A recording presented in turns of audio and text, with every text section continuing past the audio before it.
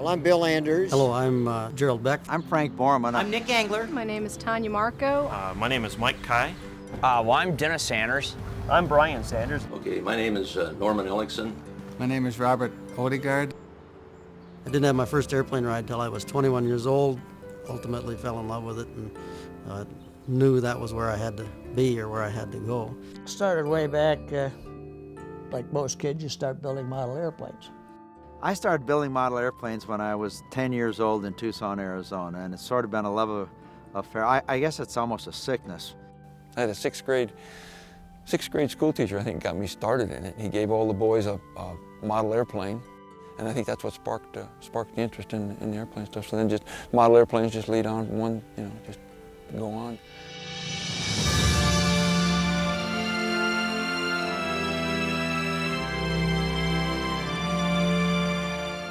Antiquated, surplus, junk. These are the aircraft of the past. Some have not flown in over 75 years. Some even longer.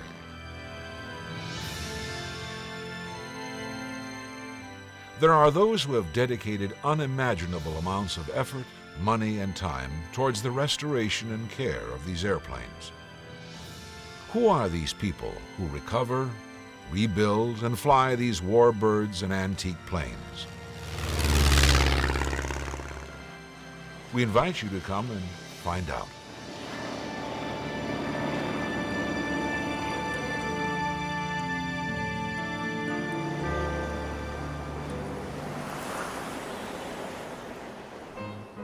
At the turn of the 20th century, there were more than a few groups competing for the honor of first in powered flight. This international technology race had a wide field, including businessmen, government militaries, and established inventors. In the end, it came down to the little guy, actually two, Wilbur and Orville Wright. On December 17, 1903, the Wright's simple yet elegant flyer demonstrated that controlled, powered flight was possible. And it's happening all over again. Here in the Wrights' home of Dayton, Ohio, a workshop has been set up in this historic bookstore, no bigger than the Wrights' original shop.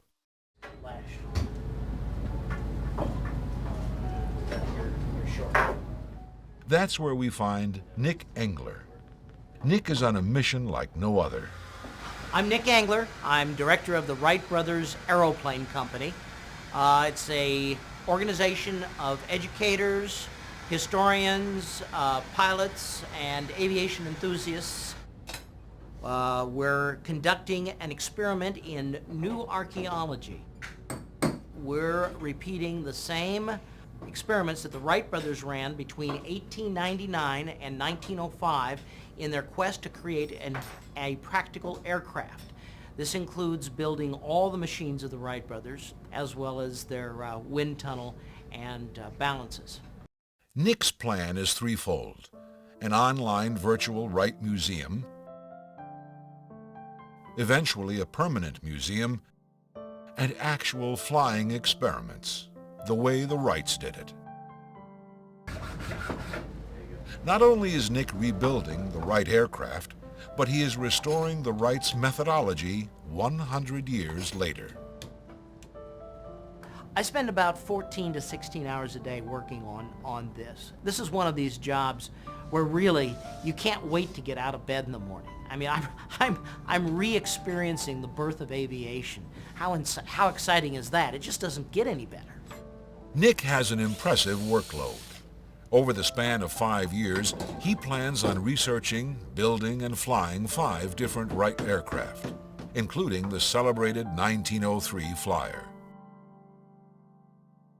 Later on, we'll travel with Nick to Kitty Hawk and rediscover the path of the Wright brothers.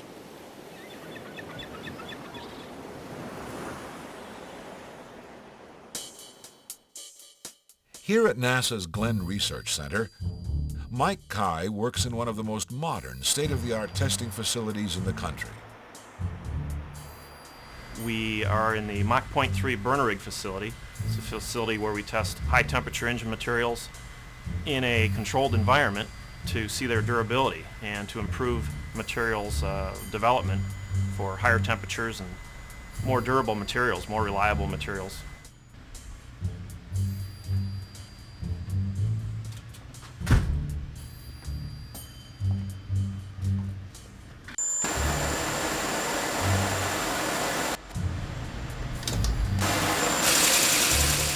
Multi-laminates, superalloys, ceramic composites. These are the things that make up Mike's work week, working with exotic materials and taking them to their extremes.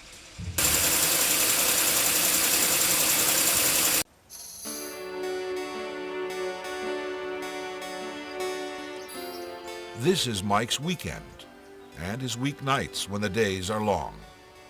We're at Valley City, Ohio. It's a private strip. I'm here because this airport is representative of an airport in the 1930s. It's a grass strip.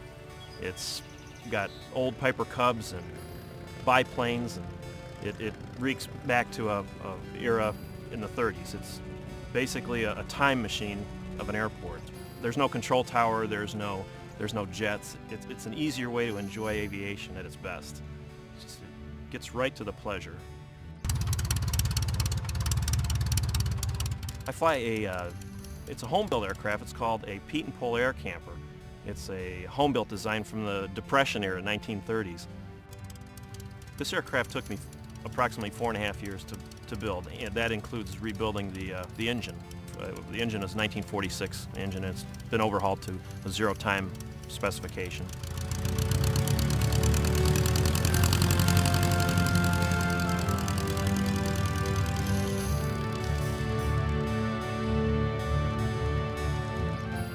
Gosh, I probably spent 30 hours a week after work evenings and then on weekends working on the aircraft at home.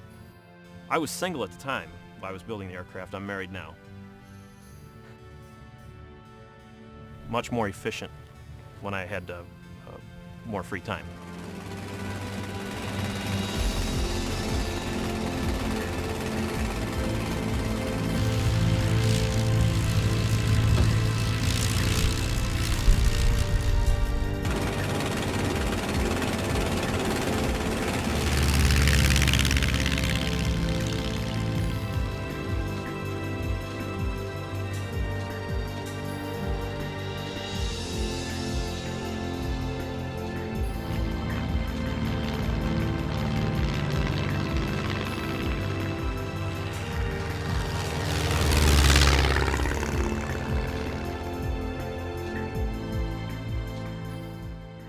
This aircraft does attract some attention.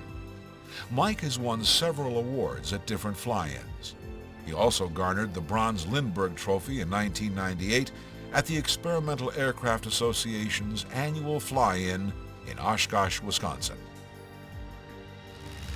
Basically, it's a way to turn back the clock.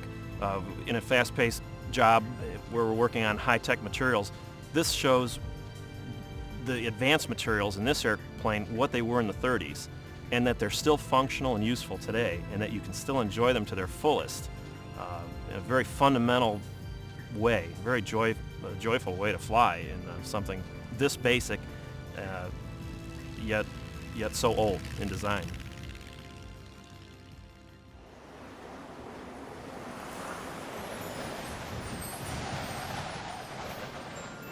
It takes a hardy soul to tough out the winters of North Dakota.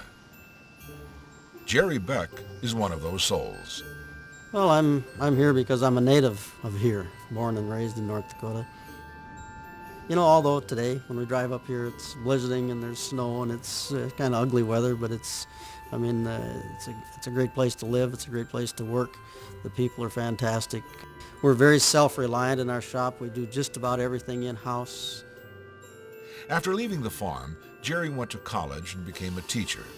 The aviation bug soon followed. I have a small company in Wahpeton that actually there's about 10 of us that work there, and we do mostly restorations on kind of World War II airplanes by and large. Jerry entered the business doing crop dusting. During the cold winter months in North Dakota, he maintained his and other pilots' aircraft. Ultimately, his attention crept towards warbirds. I mean, aviation in itself is very romantic, but then if you take different sections of aviation and you look at it, probably, in my mind, the most romantic section of aviation would be that during World War II. Aircraft restoration is not a simple business of cleaning and repair. Many times the individual may start a project with next to nothing. The airplane you see behind me is a P-51 Mustang that started out about 12 years ago on a Saturday afternoon when a gentleman drove into the airport and asked if we worked on Mustangs. And I said, well, certainly we do. And he said, well, I'd like you to build me a Mustang. My next question to him was, well, what do you have? And he says, well, just a minute. And he disappeared and went off to his van and came back a couple minutes later carrying a hydraulic tank and said, here, this is what I have to start with. So part of this came off the bottom of a lake in Uruguay. And anyway, 12 years later, we're in the stages of final assembly. Hopefully the airplane should fly in a couple months. Although a Mustang rebuild would be daunting enough, Jerry and his staff are close to churning out a rarity among rarities, an authentic, flight-worthy Japanese Zero. The Zero that we're working on is a project that came out of the Solomon Islands about 35 years ago, and it was being done in Canada. Some gentlemen in Canada put about, I suppose, 12 or 14 years of their life into it, and we acquired it. We're into it about 2 years now. It's standing up on its landing gear. The hydraulics are done. The electrical is done. There's about 4 things that really need to be done, and they all have to kind of happen at the same time. The cowling, the cowl flaps, the exhaust system, and the induction system. And so those are the major things that are left, and hopefully we'll have it flying in a couple months. Being something of a Mustang specialist, Jerry's crew will soon turn their attention to a new project. Another interesting project that we're working on is an A-model Mustang. And we had the opportunity to do a C-model Mustang, and that one's done and flying and been out there. But when we had that airplane apart, we took the opportunity to duplicate a lot of the parts in it. When all is said and done, Jerry will produce 8 A-model Mustangs. Jerry Beck and his staff at Tri-State Aviation pride themselves on their work and their self-reliance. A family business that hunkers down during the winters and produces great restored aircraft. He is, however, not alone.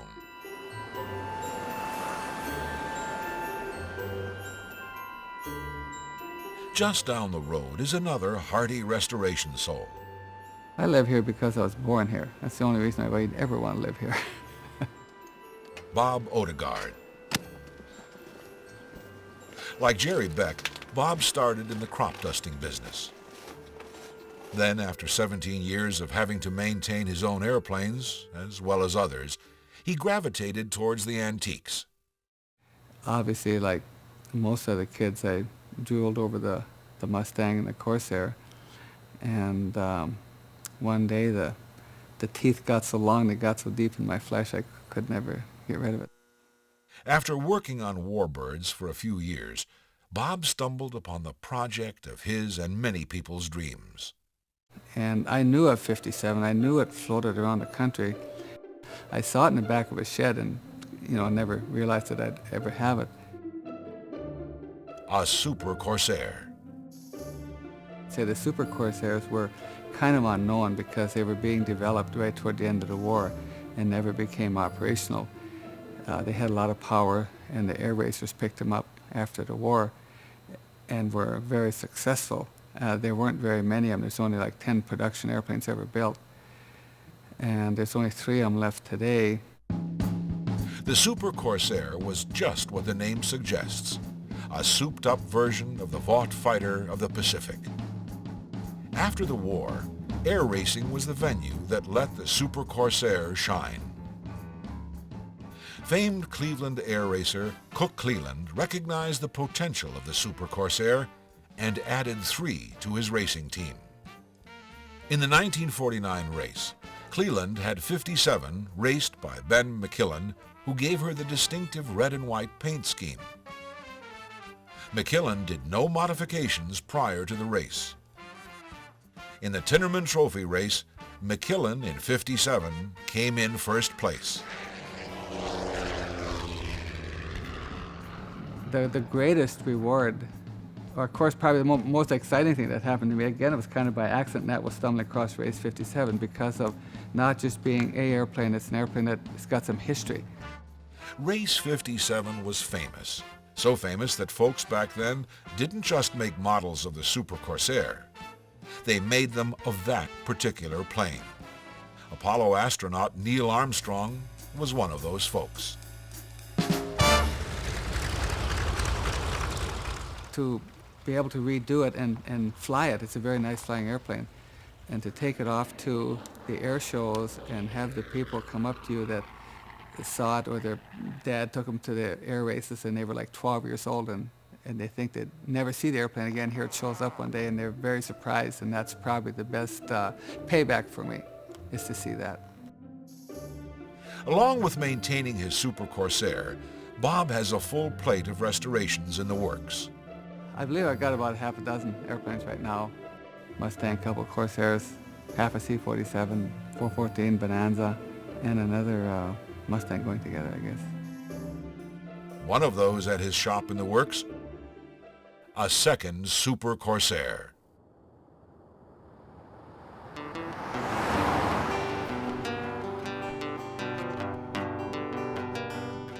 On the edge of western Nevada, there's a man who lives at the base of a mountain. His name is Roy Rem.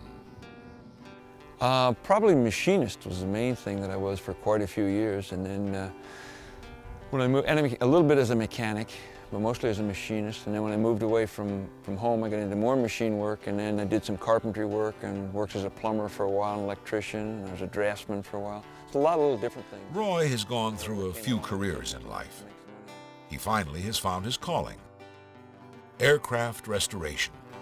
Just always had an interest and a love in airplanes, and so I figured I'd explore the airplane stuff and see if I could make a living at it. I started building the old airplane wheels, the 30x5 Bendix wheels, and that went pretty good, and then it developed into building these airplanes. And I always wanted to build one for myself, so I had I accumulated a lot of prints and information about the airplanes. Fate stepped in to help give Roy his chance. In 1993, Hurricane Andrew swept through southern Florida, leaving devastation in its path. This was the remains of a vintage 1930 Boeing Model 100, the last bi-wing fighter Boeing ever built. And then when I found out that this one was destroyed in Hurricane Andrew, I proceeded to try and get the job of restoring it. Unfortunately, I wound up getting the job to restore that airplane. The project has grown, however. The Boeing 100 had different versions when it was used by different parties. The Navy's F-4B-1 and the Army's P-12B. When the project is over, Roy will have completed 8 versions of the same aircraft. Okay. This is the wing room where we're building all the wings for the airplanes. These are the lower wings that are this is the upper wing, I'm sorry, this is the upper wing. And there are 3 more upper wings above here that are finished, and this is the 4th one that's going together. If you're building one airplane, you would do tram lines and strings and everything else to get the wing lined up. But this fixture is all precisionally made, make all the aluminum parts, and then, so when the wing's built in the fixture, it comes out straight. It's perfectly level and everything is right on it. And you can't really buy any of the parts. All the hardware, all this stuff has to be made up. You know, we make it here because you just can't just go buy it. So you have to make everything to build the airplane, to build the wings. You'll notice the window at the end of the room here, that comes out, so the wing goes right out that window. Yeah. Yep. Although Roy is building one aircraft as a skinless static display, the rest of them will be flyable. I just feel that the effort that you put into doing something, why not make it be real 100% and work? Do it. It does take more, but with a little more effort, you can make it a flying airplane and make it a real airplane. And the people that are interested in these airplanes want to fly them. They don't want to just look at them.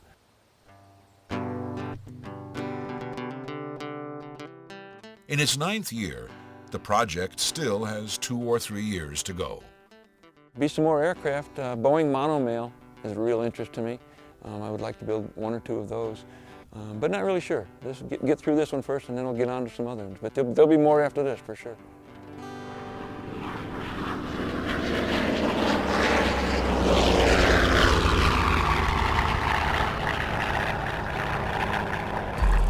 Welcome to the air show circuit. Here in the heat of a Midwest summer, people gather to watch, hear, and smell airplanes. Some planes are of the modern variety. Some are not. It's here we find Jerry Beck and his F4U Corsair. Well, I think the biggest thing that prompts me to bring an airplane to an air show is the people that can get the enjoyment out of it. Sure, it's a hoot to fly the airplanes, and it's great to work on them. I think the biggest gratification comes from the fans that you have, so to speak, especially the old timers, the guys that flew them during the war. I always tell them, you know, they had to do all the work, we get to have all of the fun. Air shows like this afford Warbird owners a chance to help one another with their planes. A congregation of knowledge like this doesn't happen every day. Hasn't run in 24 hours. Yeah, I was looking for a... An air show wouldn't be complete, however, without some flying.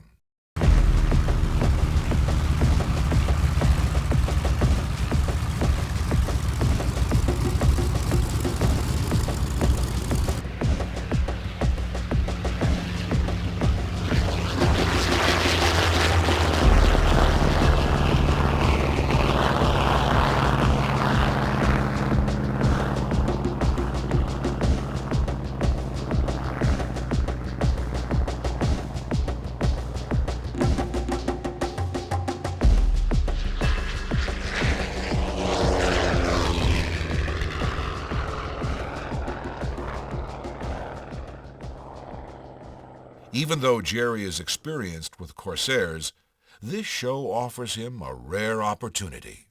I've been flying this thing for 5 years now, and I think this was the first time I ever had the opportunity to fly with another Corsair. It's always usually flying it in a mismatched formation with something else, whether it be Mustangs or whatever it happens to be. So actually, to get up there and to get with 3 or 4 other Corsairs and be in formation with them, it's not only easier because all of the airplanes are going to respond the same, but I mean, it's just, how do you explain it? I don't know how to explain it.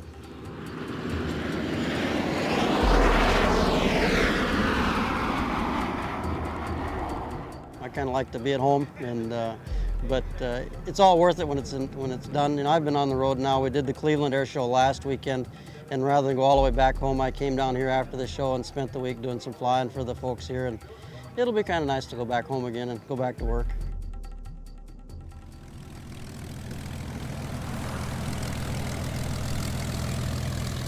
What could a 1940s P-51D Mustang and an F-15 Strike Eagle have in common? Well, not much, except each is a representative from their respective times as a state-of-the-art air superiority fighter. Nothing showcases this better than the heritage flights.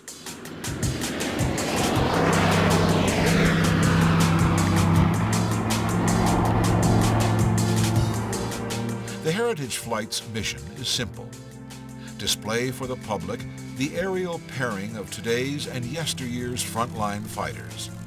It's not as easy as it sounds. 3 pilots of the few who have been approved for Heritage formation are Brigadier General Regis Ursler and Apollo 8 astronauts Major General Bill Anders and Colonel Frank Borman. All 3 fly restored P-51D Mustangs. All 3 never flew the Mustang while they served in the Air Force. They chose this antique fighter after retirement. The P-51 has all the World War II panache. It's got a great history. It's a good flying airplane, and you know what? It just looks sexy. On the other side, some of America's best military pilots are bestowed the honor of flying Heritage. Just for a fighter pilot standpoint, it's a lot of fun flying in formation with all these different warbirds. You know, we got P-51s and P-38s and F-86s, all these great warbirds from the past. And it's kind of cool just hanging on their wing and seeing that fighter out there, just knowing all the history that they have. On another level, some of these pilots that they have in the Heritage Program, like Colonel Borman and General Anders, it's just a real honor to just look out there and go, wow, I'm flying on Colonel Frank Borman's wing. You know, he went to the moon, and here I am flying with him. So it's a lot of fun doing that too. Restoring a P-51 to flying condition and keeping it that way is a daunting task in itself. This airplane was originally in Australia. It was on a gate guard mounted on a pole in Australia. Some people imported it, and I found it in hundreds of pieces in a hangar on a hangar floor in Fort Lauderdale, Florida. We bought it, shipped it out here, did some of the work here, and majority of the work in Chino, California, and it's turned out to be a beautiful airplane. General Oechsler's Mustang, titled the Gunfighter, saw action over Europe in 1945. After several post-war years with Air National Guard units, this Mustang was sold on the civilian market in 1956. The Gunfighter now calls Bellevue, Nebraska home, where a crew of volunteers maintains her year-round. Even with this dedicated group of restorers, working for free, the cost of maintenance and fuel approaches $1,600 per flying hour. Most people at air shows don't understand the enormous expense and preparation that required to restore these things. You have to have a great respect for the people that made them, that designed them and built them, and I think they've turned out works of art. Flying aircraft in formation that are separated by decades is not an easy task. The flight it was work. It's a lot harder to fly on that dissimilar kind of airplane. It can be a little difficult. You know, you go from the F-15 demo, which is high speed, high Mach, high G. You're just drenched in sweat and adrenaline, and then you got to slow it down. Now do a rejoin with a P-51 doing 210 knots.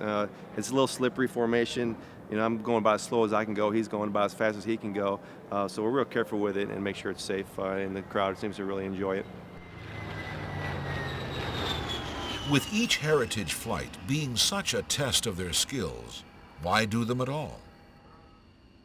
We need to be reminded, again, reflecting on my father's observation, reminded of our freedom and how precious it is, our most precious possession, in my opinion, and how we must remember that and be prepared for it. We get the most tremendous response from the American public from the Heritage Flight for some reason.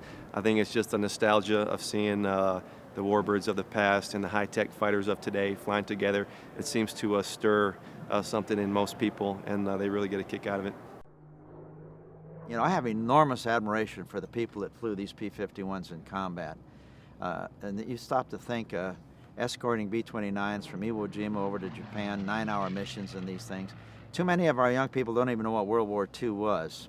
And I think it's important that they understand that this freedom that they enjoy, this tremendous freedom that we all enjoy, was paid for with blood. And a lot of the people that paid for it were flying these wonderful machines. So that's why I do it. With such skilled pilots doing relatively the same act, the question must come up, who's the better pilot? We're all competitive. Each of us is competitive. Well, of course, Frank and Reserve, they're the second greatest aviators. That isn't even a question. Anders ranks considerably behind me, both in piloting skills, knowledge, navigational skills. And, you know, I took him to the moon. Are we on camera? Hey, Bill, I'm kidding. I like to say we're all very highly qualified. No, I think we're all pretty good pilots, and they're great pilots. I love flying off of Frank's wing. I've done it for years. So any one of them, I'd fly in the weather with them or wherever.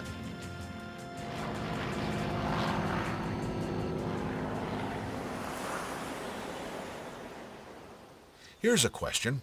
If you enjoyed flying and airplanes, How many would you need? I mean, presently out of the 21 airplanes we have, 15 of them are flyable. Welcome to Pheasant Run Airport. The sole owners are Gretchen and Chuck Reed. Throughout the years, the Reeds have built up an impressive collection of aircraft. The property includes 12 buildings, 2 grass runways, 3 dogs and 2 swans, and a lot of wildlife that is semi-tame because we You gotta quit feeding keep the it deer. that way. Chuck started flying with the United States Air Force in 1948. Gretchen has flown for over 35 years. She also taught high school English and aviation for 3 decades, including a bid for NASA's Teacher in Space program in 1985. Both have left their careers behind and concentrate now on the other things. You know, we're at a point now where we just simply enjoy the older airplanes. And part of it is related to preserving them, maintaining them, keep as many of them flying as we can. The Reed's aircraft range from 1917 through 1959. My reason for doing so is the simplicity of the components of the instrument panel. Simple, yes. Easy? Well, perhaps not. It's one of the worst airplanes you can ever get your hands on. If you think you can fly it, you're a pretty good guy. We got this one, I guess about 18 years ago. It was damaged. We ended up having to build a new top wing. It's a terrible airplane to fly. This airplane will wear you out inside of 20 minutes in the air. I only put it on its back once. Rather expensive batch of repairs. First time I flew this, I said to myself, what in the world am I doing up in the air in something like this? And then it got to be a challenge. If you have a day where you think you need a little bit of extra adrenaline, you roll this one out. Well, we've got 2 that we've been trying to concentrate on. We've got a beach, a twin beach, and we're also working on a 1930 Corbin Baby Ace. Usually, mostly during the winter. It's maintenance during the summer, work on any projects during the winter, when we can put the tractors and the lawnmowers away and we don't get that many visitors over the winter, so we do have a little more time to work on things. Which brings us back to our question. Why so many? You answer that. That's his doing. Well, you have to have toys. Should I give you the answer that I gave that lost gal one day? She asked me how come I had so many airplanes, and I said my wife wouldn't let me have a mistress. He says airplanes are cheaper and less trouble. A lot more fun to have one to go play with when you want to, and then work on them when you have to. Prop clear.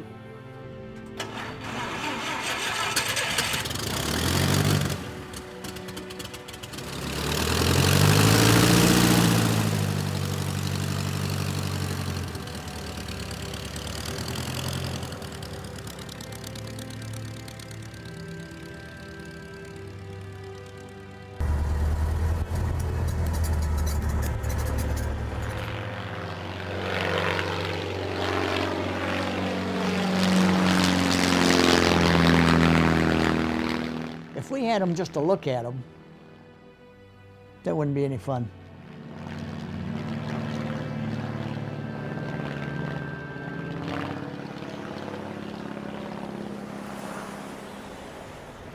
Ever been to an air show?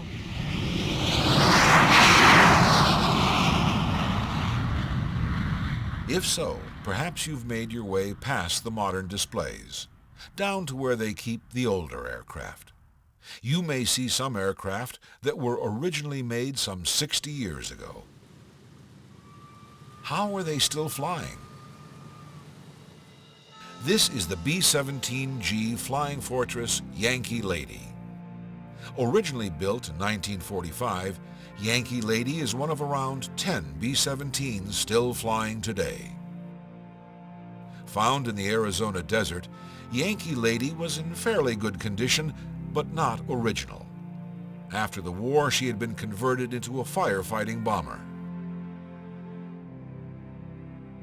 Thus began a near decade-long restoration effort to bring Yankee Lady back to her original glory.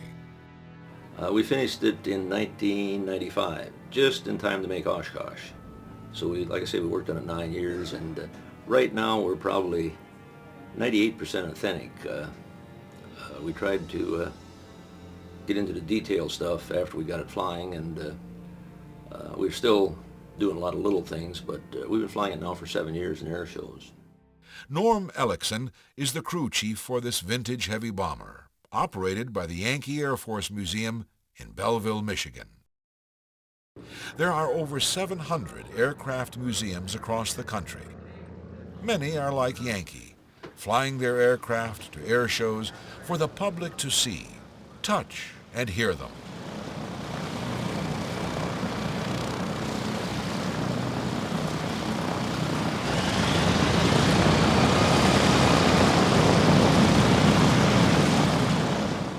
One of the reasons I do it is mainly the old veterans that come out. You hear some amazing stories. Just about every show, including this one, we have B-17 crew members come out, and I've had guys refuse to get in the airplane. Their last memory was getting shot up and jumping out and ending up in a POW camp. I've had members touch it and walk away teary-eyed. And also the young people, which is great. As we know, a lot of young people, I don't know, our schools probably don't teach as much World War II as they should, but there are some pretty educated young people, and they're very interested in it.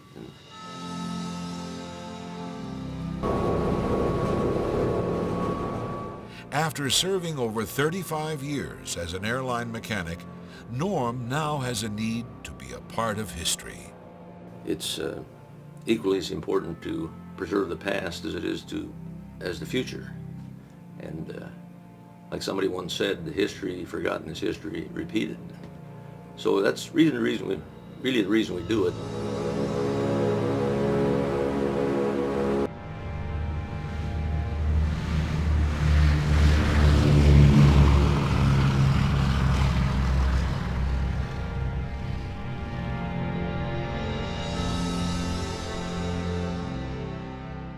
Round engines just sound and smell better than jets.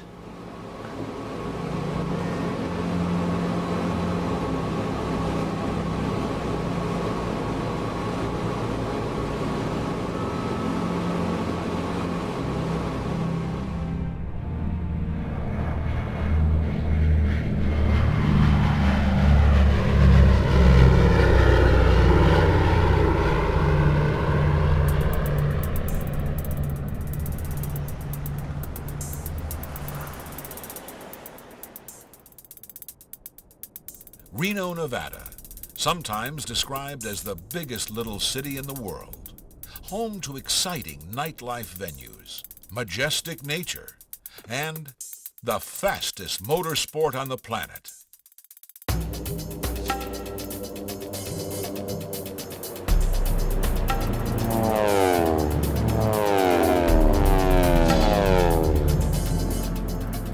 This is the National Championship Air Races.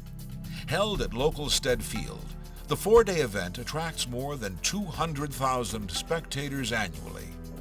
Over 125 racers gather to push themselves and their machines right to the edge. The race course is marked by pylons at different lengths depending on the racing class.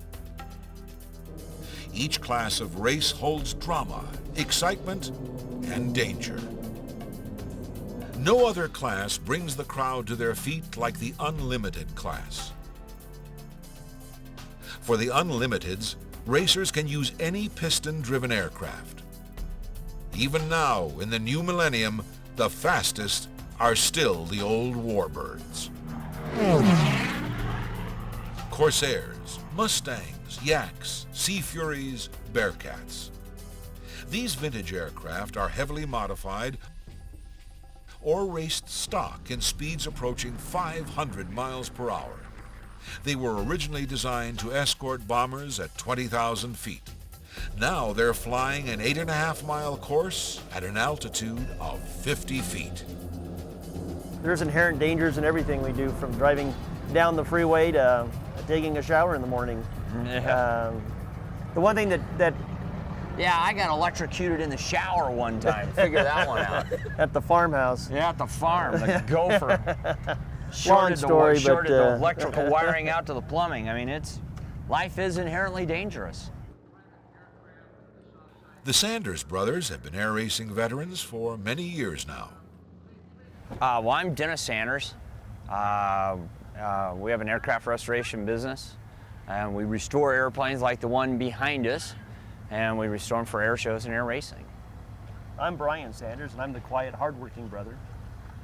Well, our father was into warbirds in the 60s, and had a P-51 and a T-6, and Brian and I just grew up with it. You know, you got drugged to the airport on Saturdays, so Mom didn't have to take care of you, you know. And we got to wash the Sea Fury as well. Oh yeah, you get to wash it, clean it, and you just grow up with it. And when restoring antique planes, some ask why restoring them to flight worthiness is important. Why not place them safely into a museum? Well, you know, a static airplane doesn't have much, it has pretty lines, but there's not much character. It's hard to describe to somebody the sound of a Rolls-Royce Merlin or the roar of a 3350. To see an airplane, it's basically coming to life. It's like animals at the zoo. Why keep live animals? It'd be a lot easier to shoot them and stuff them. You know, and make the same sense. And then people are all upset because you got heads on your wall, but they want you to park your airplane and turn it into a head. You know? No, you got it. It's the emotion, it's the sound, it's the roar, the vibration. You know. It's basically indescribable, and even if it's on tape, it still doesn't have the same effect as seeing it in person. So I truly hope that this, you know, the flying of the fighter planes continues well into the future. This year, they are racing a stock British Hawker Sea Fury named Argonaut. Argonaut is an airplane that we've had for a long time, 34 years, and it was one of two airplanes that my father bought in the late 60s, 1968. This aircraft sat in our junkyard for 20 years nearly. And one day Brian and I were back there and said, hey, that looks like the good start of another airplane. And started cleaning up and putting stuff together, and here about 8 years ago it flew. Took us 2 years once we got serious about it to put it together. The Unlimited class is broken up into 3 final races: bronze, silver, and the fastest, gold. Argonaut has found herself in the silver race this year. This year, Dennis is the primary pilot. I'm alternate, so I flew it on Thursday. He flew it Friday. I flew it yesterday, Saturday. And Dennis gets the trophy and all the glory today on Sunday. That's right, all the trophy. And Mom gets the money. That's right. If Argonaut posts the fastest time without cutting any pylons too close, the Sanders can advance to the gold race, where a bigger purse awaits. The race has a moving start, with race veteran Steve Hinton flying a T-33 jet as a pace plane. When he pulls up and out of the pack, the race is on.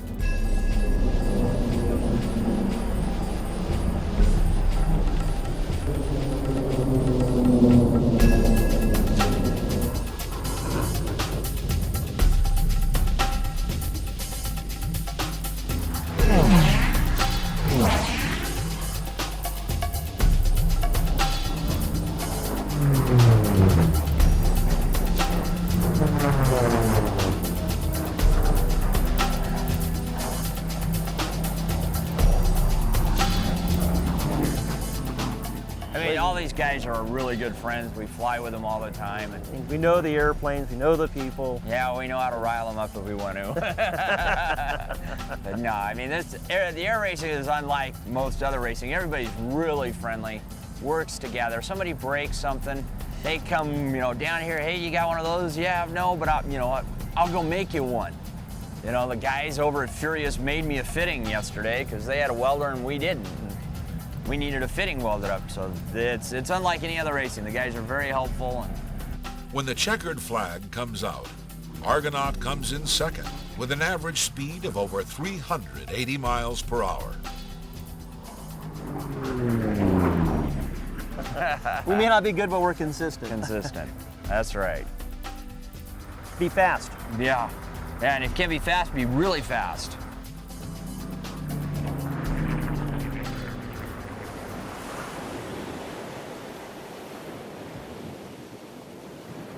It is autumn at North Carolina's Outer Banks. Most visitors have gone for the season. Most, but not all. Nick Engler and his crew have set up shop here to repeat an event 100 years later to the day. We're in Kitty Hawk, North Carolina, actually just a few miles south of Kitty Hawk, North Carolina, at Jockey's Ridge State Park. This is the only remaining sand dune on the island. Everything else is overgrown with vacation cottages and Kmarts. Nick and his fellow aviators are here to fly his authentic 1902 Wright Glider. It was, in fact, the 1902 Glider, not the celebrated 1903 Flyer, that many considered the breakthrough in aviation. It was the 02 Glider that demonstrated for the first time a good control of the pitch, yaw, and roll of an aircraft. For this experiment, Nick has enlisted the help of America's military elite. Pilots from the Navy, Air Force, and Army have come to lend their expertise and experience. Captain Tanya Markow is an Apache helicopter pilot with the U.S. Army. Like her fellow Wright pilots, her day job is to fly state-of-the-art aircraft. I'm here to be a Wright Glider pilot, but also to be a bit of an ambassador for the program. A lot of it is reminding people about the origins of flight. The further you get away from 1903, people do start to forget that these people made it all happen. They get on that 727 and they take it for granted. We're reminding people this is where it all started. And the really nifty part is we're doing it a lot like the Wright brothers did it.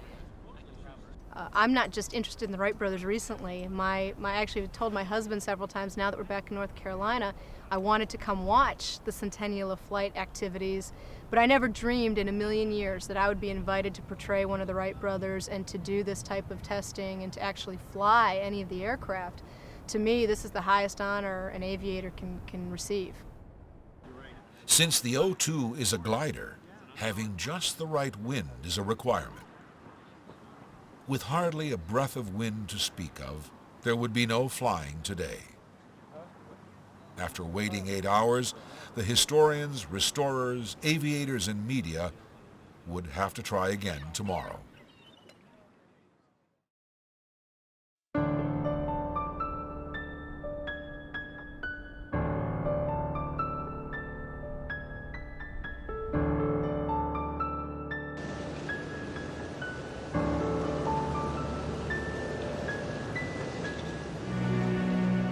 The dawn brings bright sunshine and gusting winds. Not enough wind, and the glider won't lift off. Too much wind, and it will become uncontrollable. Today, the restorers will give it a try.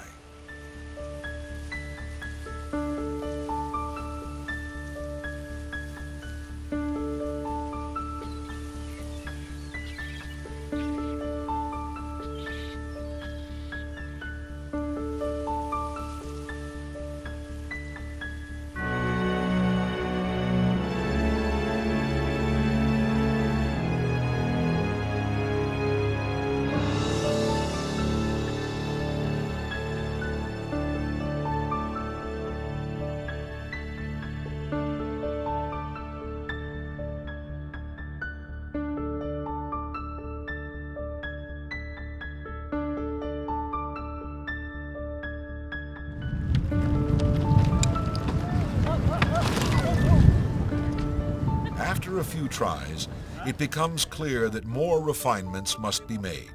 We're actually one shot. The Wright brothers used similar trial and error methods a century ago. It is definitely hard. It's not an easy thing to do. We learned a lot today, and we would experiment, and we were being honest-to-God test pilots, and that is totally different than anything I've ever done. Methods are debated. The machine is adjusted. More flights are attempted. Then, success.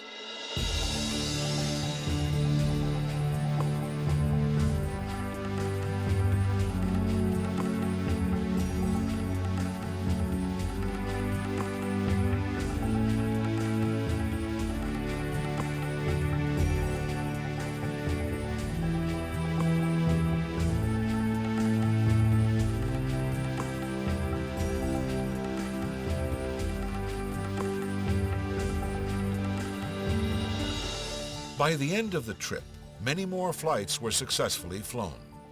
The farthest, over 300 feet. The Wright's best, though, was over twice that. That's not what this was all about, though. Knowledge is a wonderful thing for its own sake. And we're trying to trace that evolution of genius that gave the world its wings. People like Nick make this opportunity available. This gets people interested. Stuff hanging in museums, well, that's nice and it's important. It's just not the same as seeing it, as watching it do it. I mean, we're out here flying these things on the very dunes where the Wright brothers made their first flights. So it's real, and that's a big difference.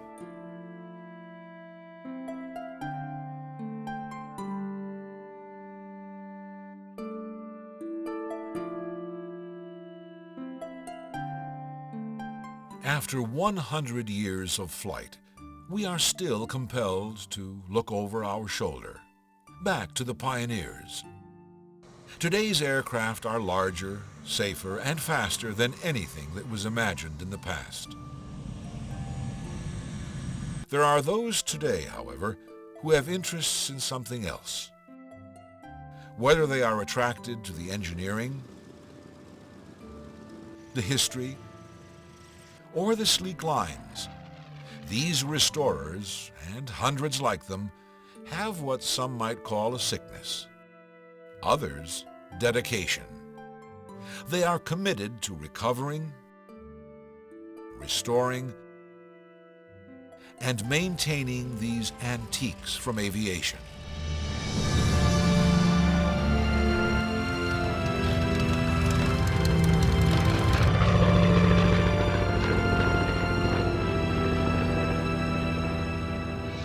They are committed to giving history a future.